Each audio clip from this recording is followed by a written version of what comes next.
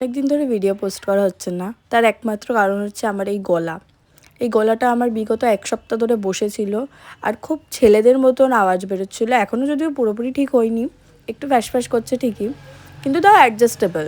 But এতদিন যা গলা ছিল সেটা নিয়ে ভিডিও পোস্ট করা একদমই সম্ভব ছিল না, তাই জন্য আমি 1 সপ্তাহ মতন বিরতি নিয়েছিলাম। তো আবার যখন গলা ঠিক হয়ে গেছে তারপরে ভাবলাম চলো আবার ভিডিও পোস্ট করা যায়। ভিডিও তো অনেক জমে আছে, তো আস্তে আস্তে সবগুলো পোস্ট করব ঠিকই। আজকে তোমাদের সাথে দুটো কেকের ভিডিও শেয়ার করছি, দুটো কেক ডেকোরেশনের অ্যাকচুয়ালি।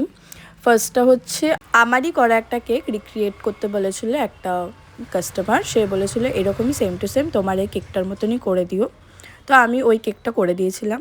আর এই কেকটা ছিল একটা স্যাম্পল ফটো দিয়ে, যেটার মধ্যে এরকম বাটারফ্লাইস ছিল আর কিছুটা নজল ওয়ার্ক ছিল।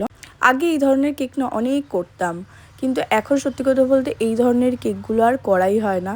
সবাই বলসের ওপর নালে ফেদার ক্রাউন এইগুলোই করে যাই, কিন্তু এই টাইপের কেকগুলো সত্যি আর করা হয় না। আগে আমি অনেক করতাম আর দেখতেও খুব সুন্দর লাগে কেকটা। কিন্তু তোমরা জানিও তোমাদের এই দুটো কেকের মধ্যে কোন কেকটা সবথেকে বেশি ভালো লাগলো।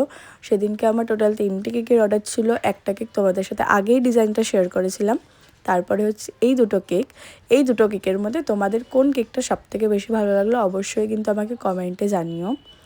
আর দেখা হচ্ছে অন্য কোনো ভিডিওতে। টাটা।